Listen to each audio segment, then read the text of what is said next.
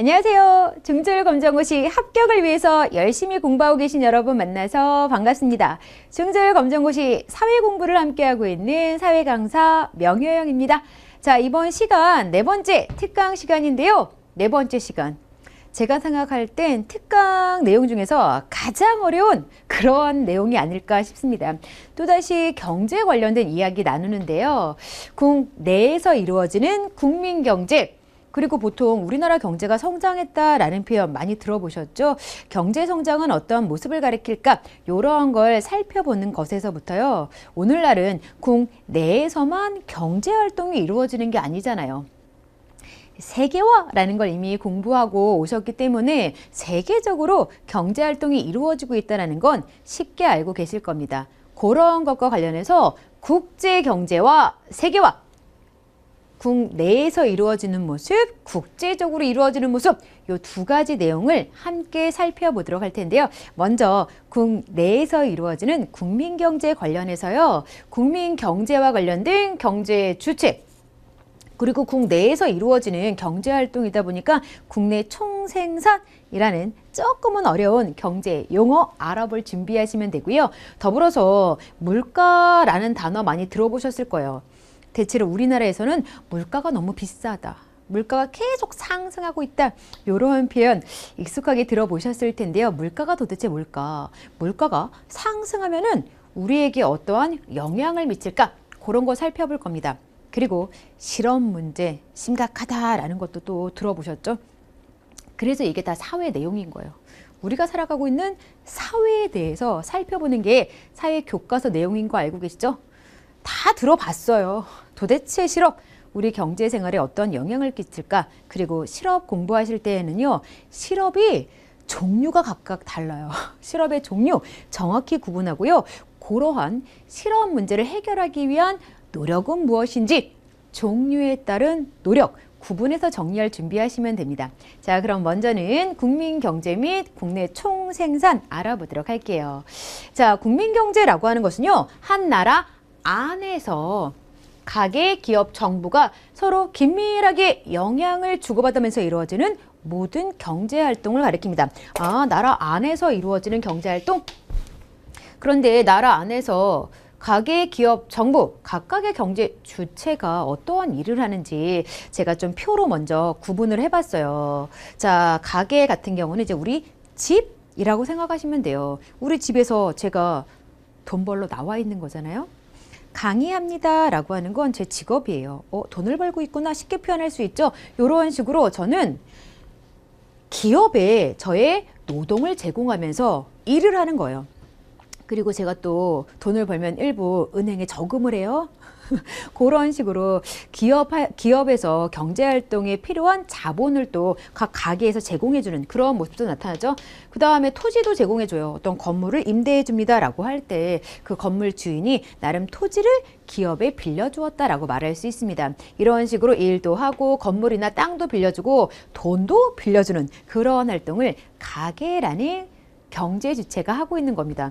근데 공짜는 또 아니거든요. 제가 강의를 하면은 저를 고용하고 있는 이 기업에서 저에게 강의료를 줘요. 임금을 줍니다. 건물을 빌렸어, 뭐 땅을 빌렸어, 빌리지 않고 살 때도 당연히 그것에 대한 대가 지불하죠. 은행에 저금을 했더니 저렴한 금리지만 이자를 주더라고요. 이렇게 자본을 제공해주면 이자를 붙여서 되돌려주는 거죠. 자, 그리고 이제 기업에서는 가게에서 이렇게 제공받은 여러 가지 것들을 바탕으로 생활에 필요한 재화, 서비스를 생산합니다. 생산의 주체죠. 이렇게 생산된 것들을 또 제가 사서 써요. 아, 가게는 주로 소비의 주체라고도 표현할 수 있습니다. 자, 그런데 또 이렇게 쓰면 대금을 지불해야죠. 물건 같은 거 사서 썼을 때 돈 내고 사서 쓰는 거잖아요. 나름 구입한 상품의 구매 대금을 기업에 제공합니다. 자, 그리고요, 우리나라는요, 자유로운 경제활동을 보장해 주지만 정부가 공공기관으로서 여러 가지 규제 행위도 하고 보다 더 경제활동을 활성화시키기 위해서 여러 가지 법과 제도를 만들기도 합니다. 그 과정에서요, 정부라는 경제 주체가 등장을 하는데요. 정부는 도로도 만들고요. 항구와 같은 주요 시설을 만들기도 합니다. 그런데 그렇게 해서 만든 도로나 항구 같은 경우는요, 여러 사람이 공공으로 써요. 그런 걸 공공재, 라고 표현합니다. 이 공공재라고 하는 건 가게에서 활동하는 저도 쓰고요. 그 다음에 당연히 생산의 주체인 기업도 씁니다. 정부는 각각 가게와 기업이 활발하게 경제활동을 할 수 있도록 공공재 혹은 공공서비스라는 걸 제공해 주는 거죠. 근데 이것도요, 나름 공짜는 아니에요. 도로를 만들려면 돈이 필요하잖아요. 세금 걷어서 그러한 시설 등등을 만드는 겁니다. 그래서 기업, 가게로부터 세금을 걷는 그러한 활동을 정부가 동시에 하죠. 됐을까요? 자, 이 이야기를요, 다시 한번 표로 정리해서 추가 설명을 해드릴게요. 중요하기 때문입니다. 자, 별표를 좀 달아보도록 할까요? 자, 국내에서 경제활동을 하는 3주체가 각각 어떠한 일을 벌이고 있는지 한 번 더 정리할게요. 소비의 주체라고 부릅니다. 기업의 생산 요소인 노동, 자본, 토지를 제공해 주고요. 그에 대한 대가로 소득을 얻어서 생활에 필요한 여러 가지 것들을 소비하죠. 기업은요, 생산의 주체, 재화와 서비스를 생산합니다. 정부는 생산, 소비를 함께 담당해요.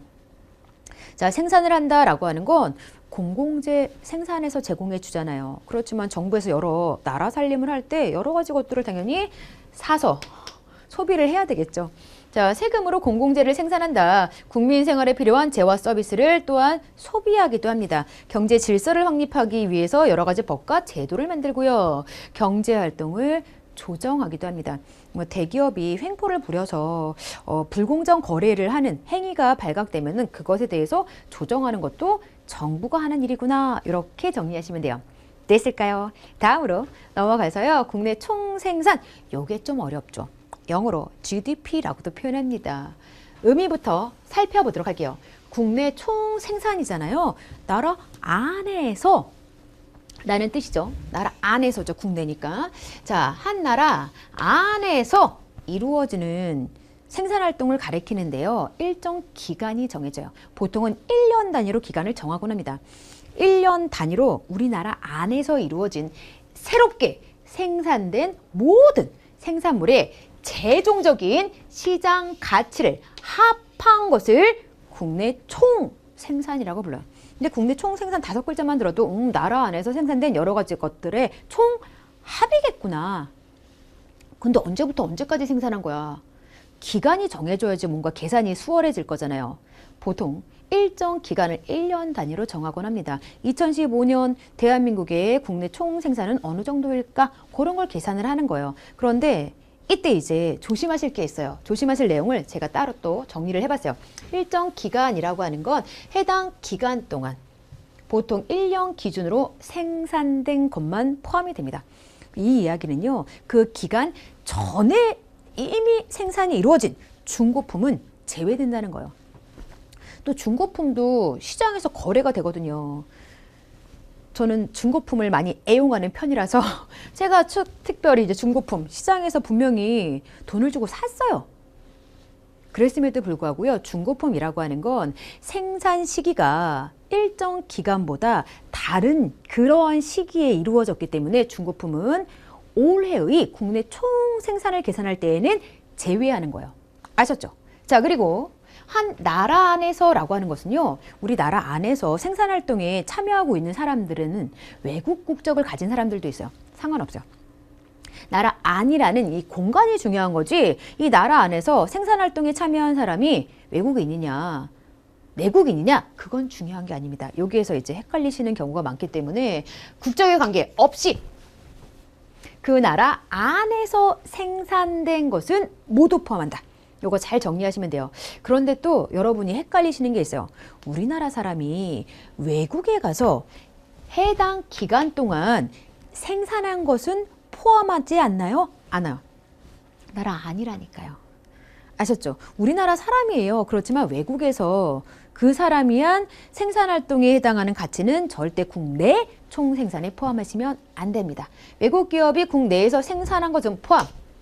우리나라 기업 또는 우리나라 사람이 외국에서 생산한 것은 제외. 됐죠? 다음이요. 자, 최종 생산물은 도대체 뭡니까? 최종적으로 생산된 것의 가치만 측정하는 것이다. 이게 무슨 말이냐면요. 최종적으로 생산된 물건은 빵이에요, 빵. 그런데 빵 중간중간 설탕, 밀가루, 또 다른 것들도 포함이 되는 거죠. 올해 이 빵을 만들기 위해서 밀가루를 생산했어요. 설탕도 생산했어요. 그리고 이러한 것들을 합쳐서 빵을 최종 생산물로 생산했을 경우에는요, 빵의 시장 가치만 국내 총 생산에 포함을 시켜야 한다는 겁니다. 예를 또 하나 보여드릴게요. 중간 생산물의 가치는 제외. 이 밀가루도 시장에서 거래가 이루어졌을 거기 때문에 나름 가격이 있어요. 제외. 설탕도 시장에서 거래가 이루어졌겠죠. 그래서 빵 만들려는 제과점 주인이 밀가루, 설탕 돈 주고 사다가 빵을 만들었겠지만 빵의 최종 가격만 국내 총 생산에 포함시킨다는 겁니다. 이해되셨어요? 자, 그리고요, 시장 가치라는 건 도대체 뭐냐? 시장에서 거래되는, 돈 주고 사는, 판매되는 그런 것의 가치를 가리킨다라는 거예요. 자, 분명히 나는 일을 하고 있어요. 근데 그 일이 봉사활동이라면 당연히 돈거래가 오가지 않았겠죠? 집에서 가사노동, 아직까지 돈 받고 가사노동하지 않습니다. 그래서 이런 활동은 제외되는구나. 가사노동도요, 생산활동으로 분류를 해요. 그렇지만 시장에서 직접 돈을 주고 거래되는 그런 활동이 아닌지라 국내 총 생산은 포함되지 않습니다. 의미가 정확히 좀 정리가 되셨을까요? 자, 그러면요, 마지막으로 이 국내 총 생산을 통해서 한 나라의 경제 성장 정도를 가늠해요. 쉽게 이야기를 하면요, 국내 총 생산이 늘어났다라고 하는 건 그 나라 경제가 그만큼 성장했다라고 표현을 하는 거예요. 그런데 이렇게 국내 총 생산으로 경제 성장의 정도를 가늠할 때에는 한계점이 있어요. 어떤 한계가 있느냐? 삶의 질, 수준이나 소득 분배 상태, 빈부격차를 국내 총 생산만으로는 파악하기가 어려워요. 국내 총 생산이 말 그대로 늘어났어요. 그럼 경제가 성장했다라고 표현한다고 말씀드렸죠. 근데 이 늘어난 이 값어치가 어떻게 분배되었는지는 파악이 안 돼요. 전체적인 총량이 늘어나서 경제가 성장했다라고 말을 하는 거지, 그렇게 해서 늘어난 가치가 고르게 분배되었느냐, 전반적인 그 사회 구성원들의 삶의 질을 향상시켰느냐, 그런 건 전혀 국내 총생산만으로는 파악이 안 됩니다. 늘어났어, 끝이에요. 그리고 국민의 삶의 질 저하 요소도 시장에서 거래가 되는 경우 국내 총 생산에 포함이 됩니다. 이건 무슨 말이냐? 왜 환경오염이 심각하게 일어났어요. 환경오염이 심각하다라는 건 당연히 환경오염이 심각한 국가에 국민의 삶의 질을 낮추는 그러한 모습이기도 하죠. 그거 이제 뭐 정화 비용 같은 것은 포함이 됩니다. 국내 총 생산 역시 이런 것을 파악할 때 도움이 안 될 수도 있구나. 이걸 알려주는 거예요. 그 다음에 교통사고 처리 비용도, 교통사고 처리를 할 때 들어가는 여러 가지 비용도 시장에서 거래된 그런 돈과 관련된 모습이기 때문에 국내 총 생산에 들어갑니다. 쉽게 얘기해서 우리나라의 국내 총 생산이 올해 이만큼 늘어났어요.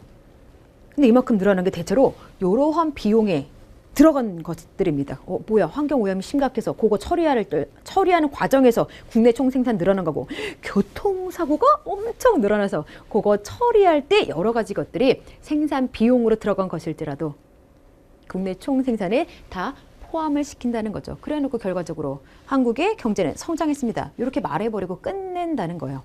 국내 총생산 좀 한계가 있구나라는 거 좀 이해되셨을까요? 자, 한계는 사실은 심화 내용이고요. 앞에서 국내 총 생산이 어떤 것을 가리킵니다. 설명해 드린 거 있죠. 그런 내용이 시험에 나오고 나니까 앞에 설명드린 걸 조금 더 신경 써 주시면 돼요. 됐을까요? 자, 그러면 다음으로 넘어가서 물가. 우리를 괴롭게 하는 물가. 물가는 왜 자꾸 뜨는 걸까? 자, 물가와 경제 생활이 어떻게 연관되어 있는지 살펴보도록 할게요. 이제 물가라고 하는 건 시장에서 거래되는 여러 상품의 가격, 쉽게 말하면 물건의 가격, 물가 이렇게 표현할 수 있어요. 그런데 물건마다 가격이 다르잖아요. 그렇죠? 그래서 평균 가격을 물가라고 하는 겁니다. 평균적으로. 개별적으로 어떤 물건의 가격은 떨어질 때도 있어요. 어떠한 물건의 가격은 올라갈 때도 있어요. 개별적인 물건의 가격은 내려갔다 올라갔다 천차만별인데 평균적으로 시기별로 전체적인 물건의 가격이 올랐냐 내렸냐, 그거를 두고서 물가가 올랐다 내렸다 라고 표현한다는 거죠. 물가지수라고 하는 건 이제 물가의 변동을 숫자로 나타낸 지표라고 보시면 돼요. 자, 뭐 소비자 물가지수, 생산자 물가지수라는 게 있어요. 소비자 같은 경우는 항상 물가가 비싸지는 듯이 느끼고요.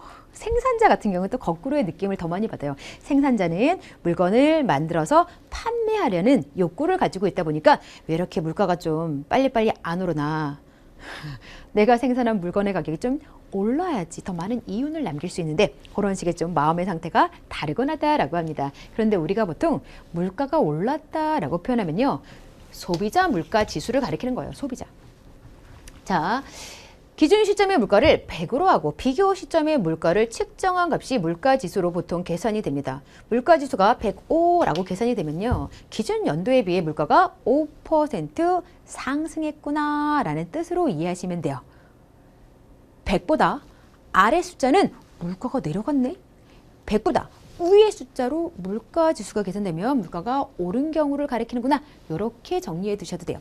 다음으로 넘어가세요. 인플레이션. 사실 물가라는 단어보다도 인플레이션이 검정고시에 출제될 확률이 조금 더 높습니다.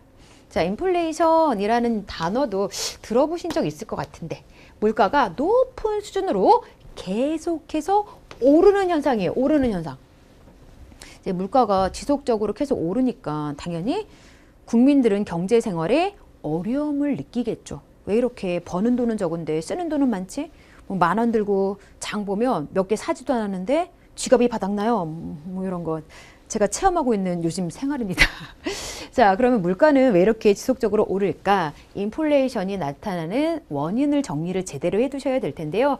자, 수요가 늘어나면서 인플레이션이라는 현상이 발생하기도 해요. 요거는 가계, 기업, 정부가 지출을 늘리게 되면은 지출을 늘렸다라고 하는 건 여러분이 시장 가격 이미 다른 단원에서 공부하고 오셨죠? 다른 선생님과 공부하고 왔을 거라고 믿습니다. 수요라고 하는 건 무언가를 사고자 하는 욕구죠. 공급이라고 하는 건 무언가를 팔고자 하는 욕구죠. 지출이 늘어나고 있다라고 하는 건 사고자 하는 욕구가 커지고 있다는 거예요. 총 수요가 이렇게 총 공급보다 초과되면은 시장 가격 공부했던 거 한 번만 더 복습하도록 할게요. 그래프를 그리면서 아마 공부하셨을 거예요. 자, 수요 곡선, 공급 곡선, 수요량과 공급량이 일치하는 점에서 두두두두두두두 왼쪽에 갔을 때 적혀져 있는 가격이 시장 가격, 균형 가격 이렇게 공부하셨죠. 자, 그런데 이제 수요가 어떻게 되었다고요? 늘어났습니다. 총 수요가 총 공급을 초과했다라고 하는 건 수요가 점점점 지출이 늘어나면서 많아지고 있다라고 생각을 하시면 돼요. 그러면 수요 곡선을 오른쪽으로 이동을 한번 시켜보자고요. 그러면 오른쪽으로 이동하면서 새로운 점에서 공급량과 수요량이 일치하는 변화가 나타나요. 원래 시장 가격이 여기였는데 시장 가격이 위로 이동했죠. 그러면 또다시 뚜두두두두두두 세목으로 물건의 가격이 상승하죠. 됐을까요? 자, 통화량이 늘어나면서도 인플레이션 현상이 발생합니다. 통화량이라고 하는 건 저희가 쓰는 화폐가 늘어나고 있다라고 생각하시면 돼요. 시중에 화폐가 많이 유통이 되고 있어요. 화폐의 가격이 떨어져요. 돈이 너무나 많이 유통되다 보니까 이 돈은 개나 소나 뭐 다 쉽게 쓰는 그러한 도구가 되면서 화폐가 지니고 있는 사회적인 가치가 떨어집니다. 그러다 보니까 가치가 떨어진 이 돈으로 물건을 살 때 예전엔 껌 한 통이 500원이었는데 화폐 자체가 지니고 있는 가치가 물건이 지니고 있는 가치보다 떨어지다 보니까 껌 한 통이 5,000원을 주고 사야 되는 그러한 일들이 발생하기도 하는 거예요. 통화량이 늘어나면 화폐의 가치가 떨어지면서 상품의 가격이 상승, 물가가 상승하는 인플레이션이 발생하는 겁니다. 그리고 이 물건의 가격은 생산 비용과 떨어질 수가 없잖아요. 생산 비용이 늘어나면 당연히 물건의 판매 금액도 올라가게 되죠. 생산비가 증가하면서 인플레이션이 발생하는 거예요. 뭐 임금이 늘어났다거나 건물을 빌려서 공장에서 물건을 만들고 있는데 뭐 건물 빌리는 임대료가 비싸졌다거나 또는 물건을 만들 때 들어가는 원자재의 가격이 상승했을 경우에 물가 상승, 인플레이션이 발생합니다. 어떠한 경우에 인플레이션 현상이 발생하는지 원인 정확히 구분해 두셔야 돼요. 수요가 늘어났을 때, 통화량이 늘어났을 때, 생산 비용이 비싸졌을 때. 됐을까요? 다음으로 또 넘어갈게요. 자, 이런 인플레이션이 어떤 영향을 끼치는지 영향 보도록 하겠습니다. 자, 소득이 불공평한 재분배. 여러분 이런 표현 너무 외우려고 하시면 안 돼요. 옆에 나와 있는 이러한 실제 사례를 이해해 두시는 게 좋아요. 자, 인플레이션 현상, 물건의 가격이 계속 비싸지고 있어요. 물건의 가격이 비싸진다라는 건 아까 하나 예를 들었어요. 500원 가지고 예전엔 껌 한 통을 샀는데 이제는 500원 가지고 껌 한 통 못 사요. 5,000원은 있어야 돼요. 그럼 여러분, 껌 가지고 있는 사람이 유리해요? 돈 가지고 있는 사람이 유리해요? 껌 한 통을 가지고 있어요. 예전엔 500원과 바꿨는데 이제는 5,000원과 바꿔요. 우와, 껌 한 통 가지고 있는 사람은 5,000원을 벌 수 있어요. 이 말 이해가 좀 되시나요? 화폐를 가지고 있는, 돈을 가지고 있는 사람이랑 껌과 같은 실물을 가지고 있는 사람 간에 격차가 발생해요. 이 사람이 훨씬 유리하다는 거예요. 화폐 가치는 떨어졌는데 상품의 가치는 올라갔으니까. 이런 건 봉급, 연금 생활자는 불리해요. 기껏 월급을 받아도 그 월급으로 살 수 있는 물건이 몇 개 안 돼요. 그에 비해서 이제 부동산 같이 실물을 소유한 사람들은 일 안 해도 대충 건물 빌려줘가지고 떵떵거리면서 잘 살 수 있는. 그러니까 소득 격차 늘어나면서 불공평한 모습이 나타난다라고 할 수가 있는 겁니다. 그래서 인플레이션이 계속 발생하는 건 정부가 어느 정도 경제 문제를 조정해야 될 필요가 있다는 거예요. 우리나라 국민 대부분이 화폐 보유자인데 부동산 가지고 있는 사람이 몇 명이나 되겠어요. 이런 사람들이 국민의 대다수라면 당연히 인플레이션 잡아줘야죠. 자, 저축이 줄어든다. 이 이야기는요, 뭐 화폐 가지고 있는 사람이 화폐 가치가 떨어지다 보니까 저축의 받자예요. 이자 거의 못 받아요. 딱 요즘이 그런 상황이네요. 자, 그래서 저축도 줄어들고요. 일하면 뭐해? 끼껏 봉급 받아봤자 살 수 있는 물건이 몇 개 없는데 일할 의욕 떨어지겠죠. 그리고 기업의 투자 활동이 위축된다라고 하는 건 사실 물건 자체가 몇 개 안 팔리는 그런 모습으로 또 이게 연결될 거거든요. 워낙에 돈 가지고 물건 살 수 있는 게 몇 개 안 되다 보니까 임금이 그만큼 오르지 않는 이상 물건을 구매하는 량도 줄어들어요. 그렇다고 해서 임금을 늘리잖아요. 그럼 또다시 인플레이션이 발생해요. 앞에서 생산비가 오르면 인플레이션 발생합니다. 원인을 통해서 봤죠. 임금을 쉽게 올릴 수도 없어요. 이런 식으로 이제 많은 판매가 이루어지지 못하는 상황이 발생하면서 기업의 투자 활동도 위축됩니다. 그리고 무역 불균형도 일어나요. 자, 워낙에 우리나라 상품 가격이 올라가는 거잖아요. 물가가 상승하는 거니까. 그렇죠? 우리나라 상품의 가격이 올라가면 외국에서 한국 상품 이제 덜 수입하겠어요. 이런 반응을 보이겠죠? 그러면서 수출이 줄어듭니다. 그에 비해서 이제 외국 상품은 아직 오르지 않았다라는 걸 염두에 두고 생각하세요. 우리나라 상품은 비싸졌는데 외국 상품은 여전히 예전 가격 그대로야. 당연히 외국 상품을 많이 수입해서 사는 모습이 나타날 수 있죠. 그래서 수입은 늘어나고요. 수출은 줄어듭니다. 이해가 좀 되셨을까요? 영양, 요게 조금 심한 내용이지만 요 정도까지는 정확히 정리해 두시는 게 필요해요. 됐을까요? 다음 가도록 하겠습니다. 자, 실업. 일할 능력과 의지가 있음에도 불구하고 여러분 이거 중요해요. 자, 일할 능력이 있어요. 일하고 싶은 의지도 있어요. 이런 조건을 갖추고 있음에도 불구하고 일자리를 구하고 있지 못하는 상태를 실업이라고 하는 거예요. 지금 내가 심각하게 부상을 당해서 일할 수 없어요. 그런 사람들은 실업자에 포함하지 않습니다. 아셨죠? 일할 수 있어요. 일하고 싶은 의지도 있는데 일자리를 못 구한 그런 상태만 실업이라고 교과서에서는 정의하고 있다는 거. 정확히 정리가 좀 되셨나요? 자, 그런데 이런 실업엔 종류가 있다니까요. 경기 침체로 인해서 기업이 비용을 절감하고자 고용을 줄이는 과정에서 발생한 실업을 경기적 실업이라고 말을 합니다. 자, 당연히 경기적 실업이 이러한 걸 가리키기 때문에 대책, 일자리를 늘려야죠. 일자리를 늘리기 위해서 정부가 많이 돈을 지출해요. 정부가 돈을 지출해서 이제 공공사업을 늘린다거나 아니면은 기업이 어느 정도 사업 투자를 할 수 있도록 유인을 하는 거죠. 유인. 그래서 뭐 세율 및 금리를 줄여준다거나 보조금을 지급해서 각 기업에서 새로운 사업에 투자할 수 있도록 정부가 노력하는 그러한 것이 대책이 될 수 있습니다. 그리고 이제 구조적 실업이라고 하는 건 사업 구조의 변화나 새로운 기술 도입으로 기존의 기술이 불필요해져서 발생하는 이러한 게 또 정보 사회에서 많이 발생을 하더라고요. 제가 아파트에 살아요. 근데 저희 아파트에서 얼마 전에 어떠한 일을 벌였냐면요.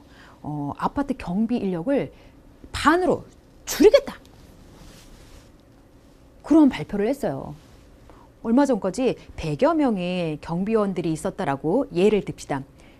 한순간에 50명으로 인력을 감축하겠다라고 하는 거예요. 그러면 이제 경비 업무를 어떻게 할 것이냐.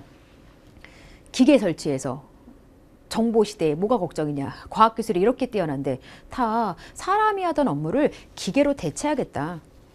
처음엔 기계 도입에 비용이 어느 정도 나가겠지만 장기적으로 볼 때 이게 훨씬 더 저렴하다. 그러면서 막 발표를 했어요. 저는 개인적으로 다행이라고 생각을 하는데요. 이 사업이 취소가 되었습니다. 아파트 주민들이 많이 반발을 했죠. 말도 안 된다. 어떻게 하루아침에 경비를 절반으로 줄일 수 있냐. 그렇게 해서 발생한 실업에 대해서 누가 책임질 거냐. 그렇게 발생한 실업은 결과적으로 우리에게 영향을 미칠 게 뻔하기 때문에 사회 구성원은 서로 유기적으로 연결이 되어졌기 때문에 이 사람들의 일자리를 하루아침에 빼앗아 가면요. 저도 어떻게 될지 몰라요. 어찌되었건 간에 다행스럽게 이렇게 추진되었던 일이 취소가 되긴 했지만 고경우라고 보시면 돼요. 고경우. 구조적으로 예전에는 붐을 이루었던 경제 분야가 쇠퇴하면서 당연히 이 분야와 관련된 사업을 기업에서는 줄이거나 아예 정리해버리겠죠. 그럼 그 일에 종사했던 사람들은 실업자가 되는 거예요. 그러면서 발생하는 거. 자, 인력개발, 기술교육, 직업훈련을 확대한다. 이 이야기는 지금 이 산업구조는 침체되고 쇠퇴해서 이것과 관련된 일자리를 만들어내는 게 아니라 이곳에서 일했던 사람들에게 새로운 지금의 산업구조와 연관지어서 새로운 일자리를 찾아갈 수 있도록 여러 가지 기술 교육 시켜주는 거죠. 직업 훈련 시켜주는 거죠. 이 일은 필요 없지만 새로운 일 하실 수 있도록 지원해 주는 거죠. 이해가 좀 되었을까요? 산업 구조와 관련된 실업이기 때문에 구조적 실업이라고 표현하는 겁니다. 다음 넘어갈게요. 계절적 실업. 요거는 좀 쉽게 이해가 되실 것 같아요. 스키장. 겨울에만 필요한, 겨울에만 활성화되는 그런 일이잖아요. 겨울에는 반짝 아르바이트생 많이 쓰죠. 근데 겨울 지나봐요. 스키 시즌 지났으니까 누가 스키장에서 아르바이트생 쓰겠어요. 스키장 문을 닫을 텐데.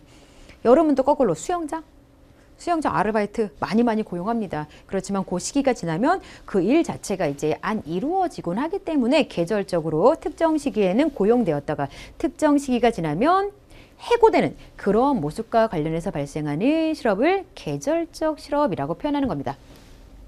자, 특히 관광업 또는 농업도 이제 겨울철에는 별로 일이 필요가 없다 보니까 그럴 때에는 농공단지 같은 게 조성이 되면요. 필요한 시기에는 농업과 관련된 일을 하고 농업과 관련된 일이 좀 줄어든 시기에는 공업과 관련된 일을 할 수 있는 좀 유기적으로 여러 일들을 병행할 수 있는 그런 모습을 만들어 두는 게 좋겠다. 이러한 게 대책일 수 있죠.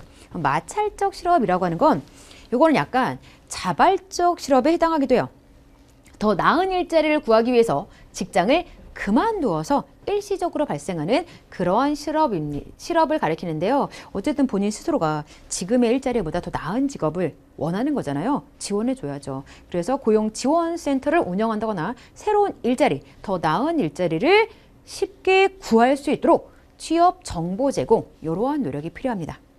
실업에 어떠한 것들이 있는지 종류 좀 구분이 되었을까요? 경기적 실업, 구조적 실업, 계절적 실업, 마찰적 실업 봤습니다. 됐죠? 자, 그러면요. 여기까지가 국내 경제와 관련된 내용이었고요. 다음, 국제경제 살펴보도록 할게요.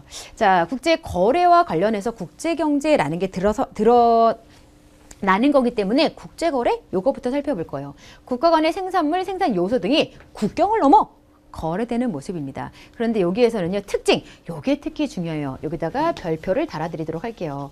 자, 국가 간의 거래를 하다 보니까 우리나라 돈, 미국 돈 달라요. 화폐의 차이 발생할 수밖에 없죠. 나라마다 사용하는 화폐가 달라서 자국의 화폐 사용이 어렵다. 외국 화폐와 자국의 화폐를 교환해야 한다. 이 교환할 때 어떠한 비율로 교환되는지를 환율, 요거 중요합니다. 조금 있다가 따로 떼어서 볼 거예요. 환율을 고려하면서 거래가 이루어집니다. 그리고 거래의 제약이 당연히 있죠. 우리나라 경제법이랑 거래하고 있는 상대국의 경제법 차이가 있단 말이죠. 그래서 국제거래는 국내 거래보다 훨씬 더 제약이 크다라고 할 수 있어요. 자, 관세를 부과한다거나 통관 절차 이런 식의 무역 장벽이 존재해요. 이제 자국의 산업을 보호하기 위해서 당연히 타국과 교류할 때에는요, 어느 정도의 장벽을 설치한다라는 거 다른 강의 시간에도 설명드렸죠. 그러한 장벽에는 세금을 부과하는 거, 그리고 통관 절차를 마련해두는 그런 모습이 있습니다. 물론 오늘날은 자유무역이 확대되면서 무역 장벽이 줄어들고 있긴 해요. 그렇지만 장벽이 아예 없어진 건 아니기 때문에 이러한 거 존재할 수 있죠. 각국의 법과 제도, 문화, 관세 등에 의해 수출, 수입이 제한되기도 한다. 이게 무슨 말이냐면요. 왜 서아시아 지역은 이슬람교를 주로 믿죠. 그래서 서아시아 지역에 물건을 수출할 때에는요, 이 돼지 기름이 쓰여지면 안 돼요. 워낙에 돼지고기를 안 먹는 그런 종교가 이슬람교이기 때문에 이슬람권과 국제 거래를 할 때에는요, 이런 식의 수출 제한이 있습니다. 자, 생산 요소의 경우에는 생산물보다 국제 이동의 제약이 더 많다. 요거 조금 신경 써서 기억에 담아두세요. 생산 요소라고 하는 건 노동, 자본, 이런 걸 가리키거든요. 이제 외국인이 우리나라에 와서 일을 할 때에는 그냥 외국 물건을 우리나라에 수입하는 것보다 더 제약이 많다라고 보시면 돼요. 외국인 근로자, 우리나라에서 근로할 수 있는 기간에 제한을 두겠다고 그래요. 다시 그 기간을 연장하기 위해서는 반드시 어떤 통과 절차를 거치는 그러한 일들이 필요합니다. 그러한 모습을 두고서 제약이 더 많다라고 하는 겁니다. 가격 차이가 있죠. 동일한 상품이라도 국가마다 가격 차이가 발생한다. 국가마다 자원의 종류, 양, 기술 수준, 보관료, 운송비가 다르기 때문입니다. 이건 크게 어렵지 않을 것 같아요. 그리고 당연히 국내 시장보다 국제 거래와 관련된 시장의 규모가 훨씬 크죠. 그리고 오늘날은 세계화 시대이기 때문에 당연히 그 규모가 점점 커지고 있기도 합니다. 자, 이거 잘 정리가 되었을까요? 자, 그럼 다음으로 넘어가서요. 국제 거래의 원리, 요거 보도록 할게요. 자, 이게 무역이 어떠한 원리에서 이루어지냐라는 건데 사회 교과서에서는 어려운 용어를 또 가르칩니다. 절대우위, 비교우위. 이 두 가지 원리를 잘 구분해서 정리하셔야 될 텐데요. 대체로 비교우위가 중요합니다. 자, 우위를 차지하고 있다는 건 좀 더 유리한 위치를 가리키는 거예요. 유리한 위치. 절대적으로 유리라고 하는 걸 절대우위라고 하는 걸 텐데요. 한 나라가 다른 나라보다 더 저렴한 비용으로 재화, 서비스를 생산할 수 있는 능력을 가리켜요. 근데 비교 우위의 원리에 의해서 오늘날 무역이 주로 이루어져요. 여기에 조금 더 신경을 쓸게요. 한 나라가 다른 나라에 비해 상대적으로 더 저렴한 비용으로 재화, 서비스를 생산할 수 있는 능력, 의미 자체를 외우실 필요는 없고요. 예를 통해서 이해를 하시는 게 중요해요. 제가 예를 좀 준비를 했습니다. 비교 우위에 따라서 어떻게 국제 거래가 이루어지고 있는지. 비교 우위에 따른 국제 거래로도 거래 상대국이 똑같이 이익을 얻을 수 있는 그 예를 하나 보여드리도록 할게요. 자, 가 나라는 컴퓨터 한 대 생산할 때 3명, 나 나라는 2명. 스마트폰 한 대 생산할 때 가 나라 6명, 나 나라 1명이 각각 필요해요. 여러분 절대 우위를 계산합시다. 자, 나 나라가 컴퓨터 한 대 2명. 여기가 더 유리하죠. 2명이 투입되면 컴퓨터 한 대 만들어내요. 가국은 3명이나 투입해야 돼요. 얘네가 더 많은 사람 투입되니까 나가 유리해요. 그렇죠? 그러면 스마트폰은 당연히 6명씩이나 투입되어야 하고 1명만 투입되어도 스마트폰 한 개 만들어내요. 절대 우위만 두고 보면 당연히 스마트폰도 나가 유리하고 컴퓨터도 나가 유리해요. 그럼 가는 둘 다 수입만 하고 수출은 하나도 못한다는 거거든요. 그럼 가는 이익을 제대로 얻을 수가 없죠. 사오기만 하니까. 근데 여러분 실제로는요. 각각 다른 상품을 만들어서 만든 상품을 수출 수입하면서 두 나라 모두 이익을 얻어요. 여기 뭔 말인지 추가 설명 들어가도록 하겠습니다. 가 국가가 컴퓨터 한 대를 생산하는 비용은 나 국가의 1.5배. 가 국가가 1.5배 더 많이 생산비 들어가죠. 스마트폰 한 개 생산하는 비용은 6배나 들어가요. 그럼 당연히 6배 들어가는 걸 생산하면 손해죠. 1.5배 이 두 개만 두고 볼 때는 얘가 좀 더 유리해요. 가 국가에 생산할 때. 그래서 컴퓨터 한 대의 생산비가 스마트폰 한 개 생산비보다 저렴하기 때문에 이럴 때 우리가 뭐라고 표현하냐면요. 가국은 컴퓨터가 비교 우위에 있다라고 표현해요. 자, 그러면 이제 비교 우위에 있는 제가요, 가 국가가 컴퓨터가 비교 우위에 있다라고 얘기를 했어요. 가 국가는 컴퓨터가 비교 우위에 있어요. 그럼 상대적으로 나 국가는 스마트폰이 비교 우위에 있다라고 또 구분을 해서 정리할 수가 있는데요. 이렇게 가국은 비교 우위에 있는 컴퓨터를 특화해서 생산, 수출을 할 예정이고요. 나는 당연히 비교 우위에 있는 스마트폰을 생산해서 수출할 예정입니다. 이렇게 수출이 이루어졌을 때 정말 가나 두 나라 모두 이익을 얻는지 그거를 한번 검토를 해보면 되겠죠. 거래 전에 컴퓨터 한 대, 스마트폰 한 개를 생산할 때 가국가는요. 토탈 9명이 필요했어요. 계산되셨어요? 컴퓨터 한 대, 3명, 스마트폰 한 대, 6명, 9명씩이나 필요했어요. 그냥 자기 나라에서 그냥 무역하지 않고 컴퓨터, 스마트폰 다 생산하겠다라고 작정을 했을 때 9명씩이나 투입이 되죠. 거래 후에는 어떠한 일이 일어나는지 봅시다. 거래 후에는. 자, 나 국가도요. 이걸 그냥 무역 없이 우리나라에서 모두 생산하겠다라고 하면 3명이 필요해요. 그렇죠? 각각 9명과 3명이 필요했어요. 근데 이제 제가 예를 들었다시피 각각 특화해서 컴퓨터만 생산해서 수출하고 스마트폰만 생산해서 수출하고 그랬을 때는 각각 몇 명이 필요한지 계산을 또 해봤어요. 거래 후에 컴퓨터 한 대, 스마트폰 한 개를 생산할 때 가국은 컴퓨터 2대를 생산해요. 그래서 한 대는 자기 나라에서 쓸 거고 한 대는 외국에 수출을 할 거예요. 근데 컴퓨터 2대만 생산한다고? 그러면 컴퓨터 2대 생산하면은 한 대에 3명이니까 컴퓨터 2대는 6명. 그쵸? 6명이 필요해요, 지금. 나국은 스마트폰을 2개만 생산할 거예요, 2개만. 스마트폰을 2개만 생산하면 2명의 노동력만 필요하죠. 이렇게 해서 생산한 스마트폰도 아까도 얘기했다시피 하나는 자기 나라에서 쓰고 하나는 상대국에 수출을 할 거예요. 그러면 국제 거래를 하고 났더니 가나 생산한 건 각각 컴퓨터, 스마트폰이지만 국제 거래를 통해서 컴퓨터도 한 대 갖게 됐고 스마트폰도 한 개 갖게 됐고 두 국가가 모두 이러한 식의 모습을 갖게 됐죠. 근데 최종적으로 갖게 되는 건 똑같이 갖게 됐지만 앞에서 똑같은 걸 가졌을 때 9명, 3명이 필요했던 두 나라가 사실 6명만 투입해도 2명만 투입해도 각각의 물건을 한 개씩 다 가질 수 있게 됐잖아요. 그 이야기는 9명 투입할 필요 없어. 6명만 투입해도 필요한 거 다 가질 수 있어. 3명씩이나 절감하는데 3명 투입할 필요 없어. 2명만 투입해서 스마트폰만 특화해서 생산해. 무역을 하면은 노동력 1명 절감할 수 있잖아. 이런 거예요. 이러한 비교, 우위의 원리에 따라서 국제거래가 오늘날 다양하게 이루어지고 있는 겁니다. 이게 좀 어렵죠? 다시 강의를요, 이 부분 리플레이에서 들어보도록 하세요. 그러면 한 번 더 들었기 때문에 이해가 한 번은 더 될 겁니다. 다음으로 넘어갈게요. 자, 환율 국제수지 살펴보도록 할게요. 자, 환율은 두 나라 화폐의 교환 비율을 가리킵니다. 외환의 수요와 공급에 의해서 결정된다. 여러분 요거 시장 가격이랑 똑같은 그래프로 이해하시면 돼요. 자, 이렇게 그래프를 그린 상태에서요. 여기에 거래량이 들어가요. 국제적인 거래량이겠죠, 이거는. 그렇죠? 그 다음에 이제 가격이라고 생각을 해보세요. 물건의 가격이라고 했을 때, 자, 이렇게 외환의 공급, 외환의 수요가 그래프로 그려집니다. 똑같아요, 똑같아요. 시장 가격이랑 똑같아요. 똑같은데 다만 외환으로 내용이 바뀌는 거예요. 외환의 공급이 어쩌고 저쩌고, 외환의 수요가 어쩌고 저쩌고, 수요 공급도 똑같아요. 근데 앞에 붙는 게 외환에 대한 수요와 공급이라고 바뀔 뿐입니다. 이렇게 됐을 때 그래프를 두 개 나란히 그려놨더니 또 만나는 지점이 보여요. 여기서 만나네, 여기서 만나네, 점점점점점점점점 여기서 만나는 요것이 바로 환율로 결정이 되는 겁니다.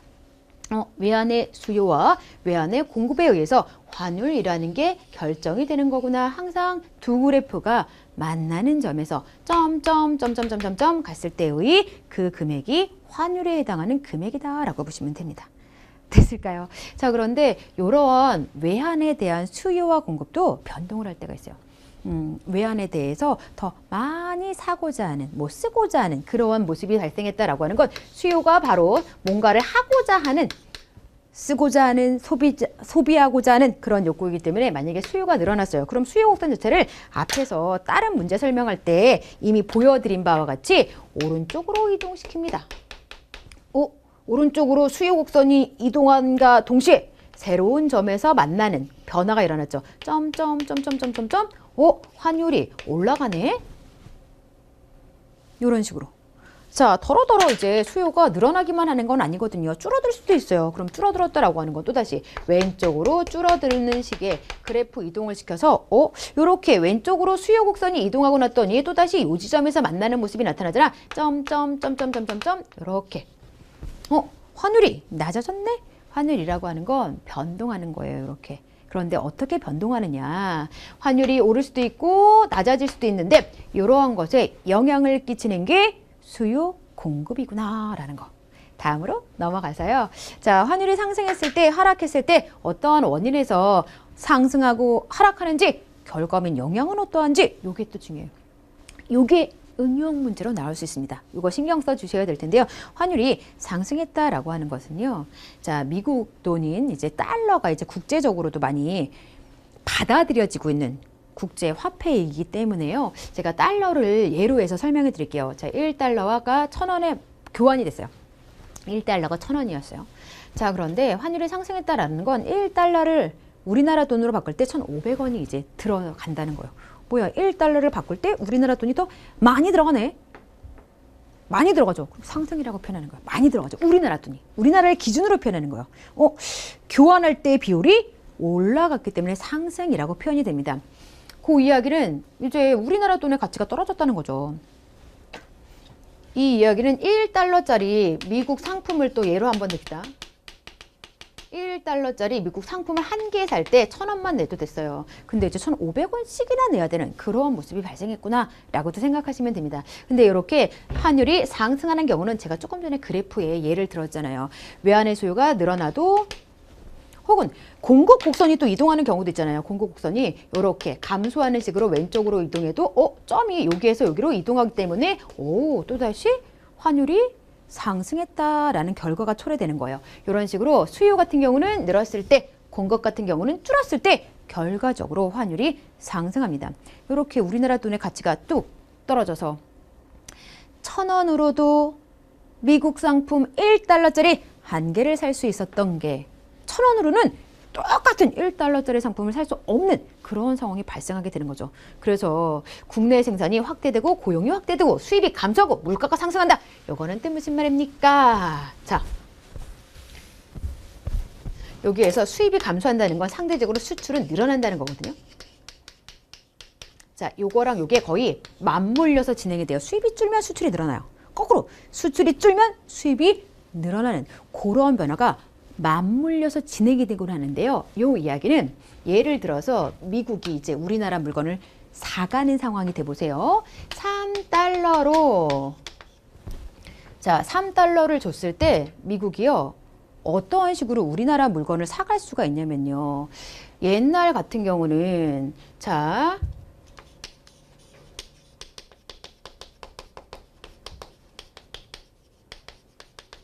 제가 이제 칠판에 이렇게 예를 한번 들어보도록 할게요. 1,000원짜리 한국 물건을 10개 사가려고 하면은 10달러가 필요했을 거예요. 그렇죠? 1달러에 1,000원으로 교환이 되었기 때문에. 자, 그런데 한국 물건 1,000원짜리. 똑같이 1,000원짜리예요. 1,000원짜리예요. 그럼 이거를 15개로 좀 늘려야지 더 이해가 쉬울 것 같아요. 15개. 15달러가 필요했어요. 자, 똑같이 1,000원짜리 물건 15개를 사가려고 해요. 자, 그런데 이제 미국 돈 얼마면 사갈 수 있을까요? 10달러.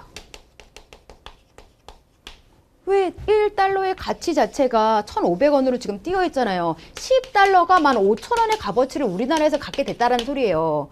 그러니까 똑같이 1,000원짜리 물건 15개면은 15,000원이 필요한 거잖아요. 15,000원이랑 10달러랑 교환되는 그런 모습으로 환율이 상승된 거기 때문에 미국인 입장에서는 뭐야 10달러만 줘도 옛날에 15달러 줄 수 있었던 물건을 사올 수 있단 말이야. 많이 사와. 돈 적게 드니까 많이 사와. 한국 물건 많이 사와. 한국 물건을 외국인들이 많이 사려고 덤비는 거죠. 그로부터 우리나라 자체에서는 수출이 늘어납니다. 그럼 수출을 많이 하기 위해서는 당연히 국내 생산을 늘려야죠. 이전보다 수출이 늘어나서 생산량이 늘어났기 때문에 각 기업, 공장에서는 사람들을 더 많이 고용하게 될 거예요. 그러한 식으로 수출은 늘어나지만 당연히 거꾸로 이제 외국 물건을 사올 때는 우리나라 사람들이 부담을 느끼죠. 똑같은 돈을 주고는 적은 개수밖에 못 사오니까. 그래서 이제 외국 물건을 사오는 것은 줄일 수밖에 없어요. 자, 그런데 어찌되었건 간에 이렇게 국내 생산이 늘어나고 그리고 뭐 고용이 늘어나면서 사람들의 씀씀이가 더 늘어나게 될 겁니다.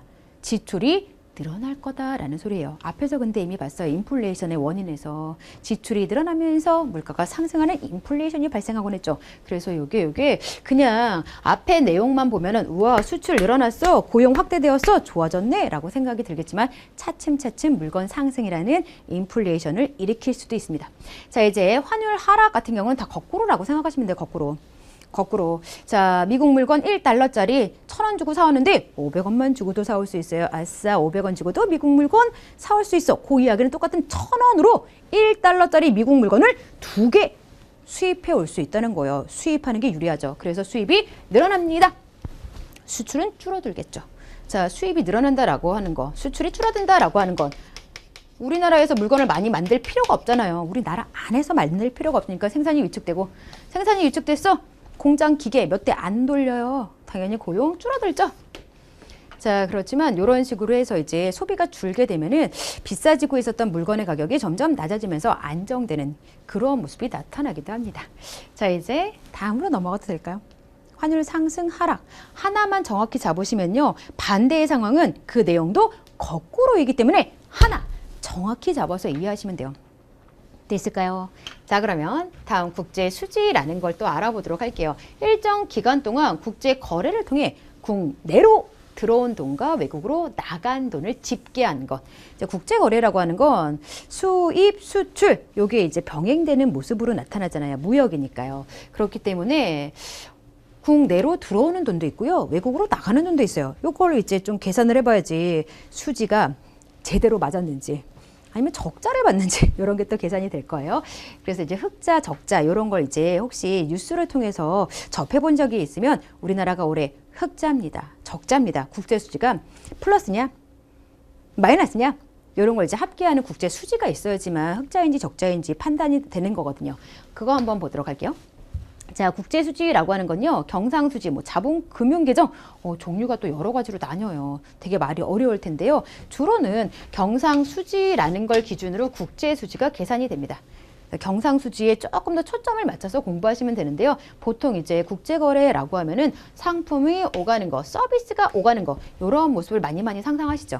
그죠? 국제거래, 무역하는 거, 외국 상품 수입하는 거, 우리나라 물건 수출하는 거, 그렇기 때문에 주로는 이제 경상수지를 통해서 국제수지 계산이 이루어져요. 경상수지에는 사실 이렇게 4가지 종류가 들어가 있지만 주로는 상품 수지, 상품 자체를 수출 수입하는 거. 서비스 수지로는요, 눈에 보이지 않는 여행과 관련해서도 외국인이 우리나라에 와요. 우리나라 사람이 외국에 가요. 이런 것도 이제 국제거래잖아요. 이러한 것과 관련해서 무언가를 계산해 놓은 건 경상수지 중에서도 서비스 수지구나. 이렇게 구분해서 정리해 두시면 돼요.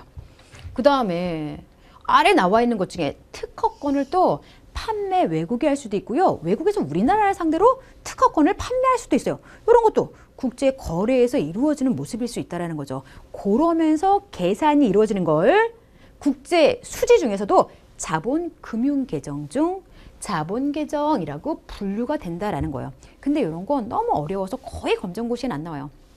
위에 거. 국제수지는 주로 경상수지를 기준으로 계산하고 난다. 경상수지에는 상품, 서비스, 본원소득, 이전소득 등등이 있는데 주로 요것들이 많은 비중을 차지하고 있다. 이렇게 구분하시면 돼요. 자, 그리고요. 국제수지가 흑자이다라는 건 당연히 흑자. 많이 돈을 벌었구나. 벌어들인 외화가 지급한 외화보다 많다라는 뜻이죠. 거꾸로 적자야 라고 하는 건 덜 벌고 많이 쓰고. 자, 이렇게 흑자인 경우에는요, 사실 벌어들인 외화가 많다라는 건 수출을 많이 했다라는 뜻이겠죠. 수출하면서 돈을 벌어들이는 거니까요. 자, 국내 기업의 생산 및 고용이 늘어납니다. 그러면서 국민소득도 늘어나겠죠. 그렇지만 앞에서 설명드렸죠. 소득이 늘어나서 씀씀이가 커지면 물가 상승을 동반합니다. 자, 그리고 우리나라 물건을 많이 팔게 되면은 상대 국가가 한국 물건의 수입을 줄이겠다. 이렇게 또 태도를 보일 수도 있어요. 마찰이 유발될 수 있습니다.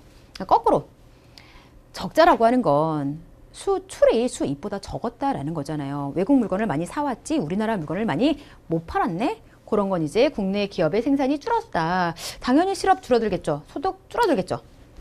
자, 경기 침체. 게다가 이제 이런 식으로 외화가 점점 줄게 되면은 외채를 우리나라가 가지고 외국으로부터 이제 돈을 빌리는 그런 상황이 발생할 수 있기 때문에 외채 증가의 모습이 나타날 수도 있습니다.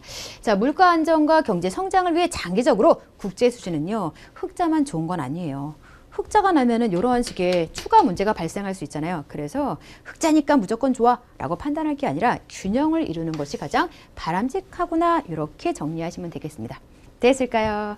자, 특히 국제수지에서는요, 앞에서도 설명드렸죠. 경상수지를 기준으로 측정하는 경우가 많다라고 하는 거. 다시금 잘 정리해 두시면 좋을 것 같아요.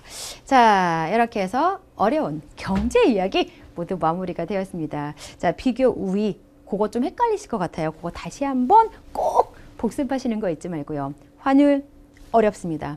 어떨 때 상승하고 어떨 때 하락하는지 하나만 정확히 기준 잡으시면 나머지는 반대야 라고 정리하시면 돼요. 됐죠? 자, 이렇게 해서요. 오늘의 이야기 모두 마무리가 되었습니다. 이번 시간에도요. 열심히 공부하느라고 수고 많았습니다.